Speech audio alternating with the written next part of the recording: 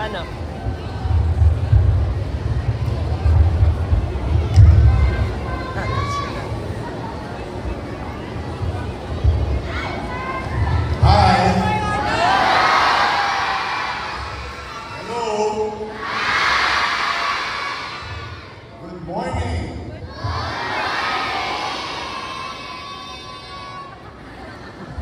Excited na ba kayo? Magandang umaga sa inyo at sa inyo rin mga magulang na ngayong araw na ito ay tatanggap upang maibsan, mabawasan ang kanilang gastusin para sa ating mga batang Maynila sa kanilang pag-aaral. Kaya may taus-pusong nagpapasalamat sa sipag at mabilis din kumilos ng mga staff natin sa MDSW. Palakpakan niyo sila.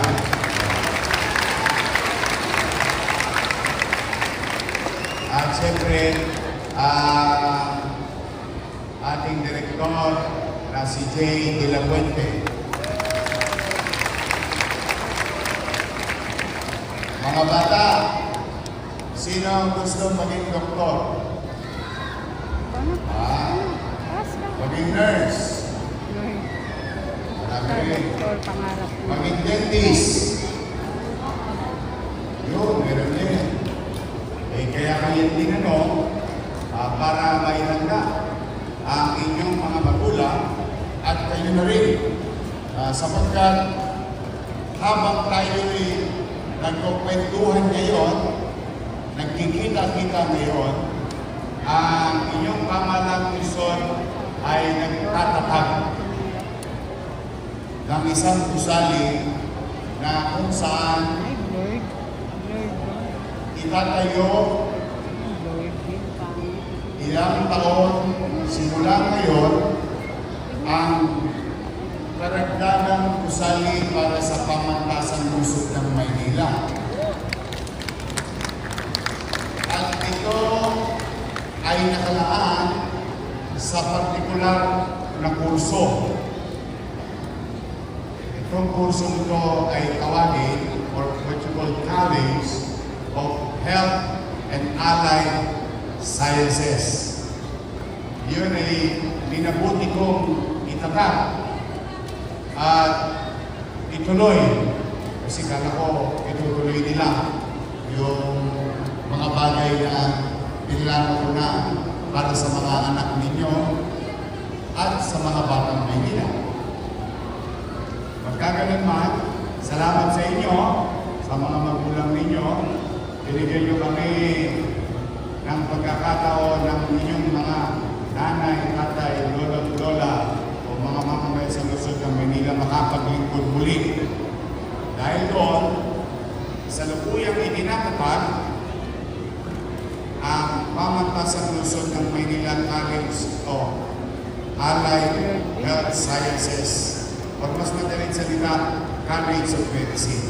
Ano pong halaga nun? Kasi maganda ito, grade 2, grade 3, grade 4, o mga elementary. Anong halaga nun? Kayo mga bata, huwag na kayo mangingimik. Huwag na kayong mag-alinlaan. Kasama ng inyong magulang, paano ako magiging nurse? Yung mahal-mahal mag-aral ng nurse. Paano ako magiging doktor? Ang mahal-mahal mag-aral ng doktor. At saka, limited lang. Totoo po, sa kasalukuyan, ang kaya nating i-produce sa isang pinakamagaling. Kapag itong pinagagawa natin matatapos ng March of 2028, from 300, makakapag-produce na tayo, makaka-accommodate na tayo ng mga pangarap-pangarap nyo, humigit kumulang 5,000 students sa lungsod ng Maynila.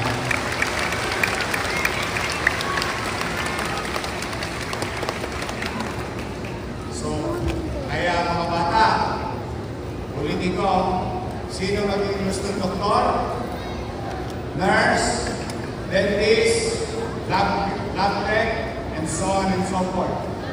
Pag yun ay ginusto ninyo, by the time, maaaring hindi pa kayo, no? By the time kayo ay magkukulihin na, maaari na kayong mayakap ng lungsod ng Maynila. Ang mga pangarap ninyo ay hindi na malayong tanawin. Ngunit, ipapaalala ko lang, ang lahat ng pangarap kailangan nilalagyan ng aksyon. Kailangan kumilos. Ang mangga, mas masarap kainin kapag pinitas. Pero ang manggang nahulog na sa lupa ay wala ng kwentang mangga. So ang punto ko mga bata, kailangan ilagay ninyo sa inyong puso, sa inyong isipan. Narinig ko si Yorme, nagpapagawa ng eskwelahan. Sabi niya, pwede pala akong maging doktor kasi ang PLN lumaki, lumawak. Kaya ngayon pa lang, mag-aaral ako mabuti. Kaya niyo bang gawin niyo? Will. Talaga? Sino grade 2? Grade 2, grade 2. Challenge. Nung grade 2 ako, first honor ako. Sa Rosario Antonio Elementary School, sinabitan ako ng medalya. Kasi magaling daw ako mag-aaral. Sabi ng teacher ko, si Mrs. Taseste.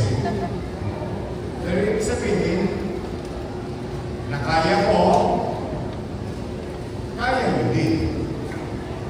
Sino ang madalas walang baon? Taas ang kamay. Dami. Wala kayong baon? Taas ang kamay.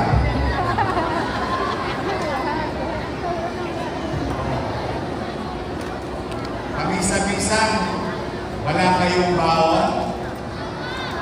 Paminsan-minsan, hindi kayo kumakain ng agahan. Buti pa kayo, paminsan-minsan, ako madalas. Madalas na walang baon, madalas na walang alusal. Laway lang ang nilulunod ko sa umaga. Pero, kahit na ang hirap, mga bata, ang inyong mga nanay at tatay, tulad ng nanay ko, tulad ng tatay ko, hindi sila sumusuko.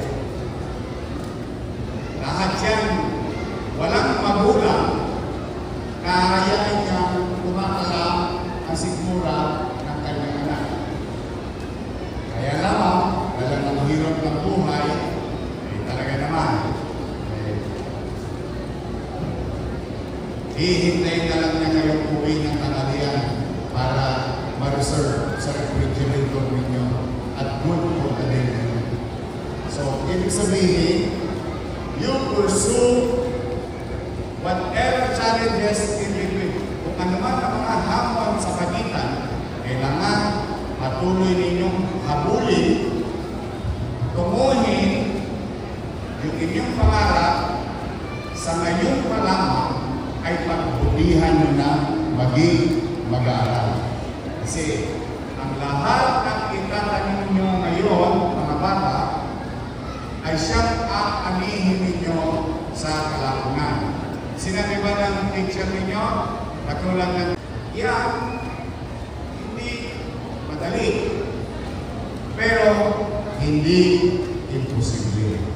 Bakit? Mga bata, taas ang kamay na pakiramdam ninyo, mahirap ang buhay natin. Taas ang kamay. See? Ibig sabihin, pare-pareho tayo. Wala tayong pinagkaiba. Sino nag-aaral sa public school? Pare-pareho rin tayo. Pero, baka mamaya, isa sa inyo, lahat kayo rito, isa sa inyo, hindi lang maging doktor. Baka maging mayor din kayo. Sino gusto maging mayor? Sino gusto maging vice mayor? See? Kaya, ulitin ko, ang pangarap ang magbibigay ng liwanag sa kalsada inyong tatahakin. So, ayun lang ang mamimili. Anong gusto nyo? Gasera? Kandila? O halogen? Kaya walang limit. So it is only you and up to you ang pagsisikap para sa magandang kinabukasan. Ang inomasyon ay isang susi at gamit na maaari natin makuha at gamitin upang tayo magtagumpay sa pamumuhay. But for the meantime, pumanatag kayo, mga nanay, mga tatay, habang nandito ako, pipilitin ko lang ang mainam, masinop, at episyente kastahin ang salapi ng taong bayan na maibalik through services sa ating mamamayan. Yun ay commitment ko sa inyong lahat.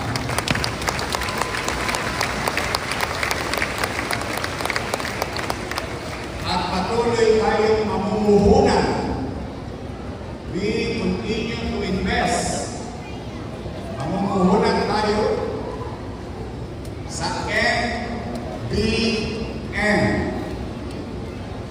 Minimum Basic Needs. Housing, education, healthcare, and jobs. Bakit? Kapag ang pamilya may sariling mag-uuwian, maaliwalas na bahay, matutulog ng mahimbing sama-sama. Paggising sa umaga, ang bata papasok sa isang maganda, moderno,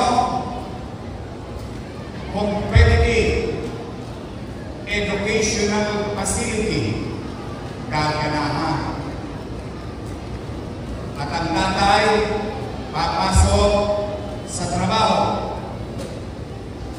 Kapag nagkasakit ang pamilya, may matatagpuhang maayos, episyente, may ekwipo, gamot, at professional.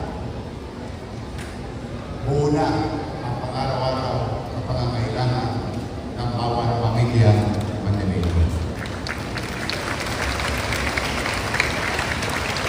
Sa programa ito, aking maniwala, since then, since yesterday, since today, and it will be tomorrow, ay kung saan ang pangarap ko, ang bawat pamilya ay tumaas ang antas ng pamumuhay.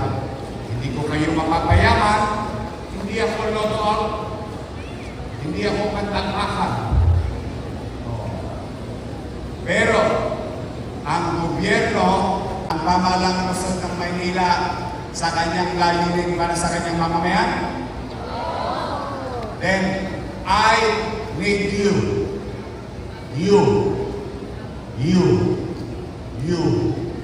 I need each and every one of you. Help me. Help me para sa ating kinabukasan ng ating mga anak. Because together, we can make Manila great again. Magandang umaga. Pag-iingat kayo. I wish that God will continue to guide and bless each and every one of you with good health. Pagpalain naman kayo ng Panginoon. Manila!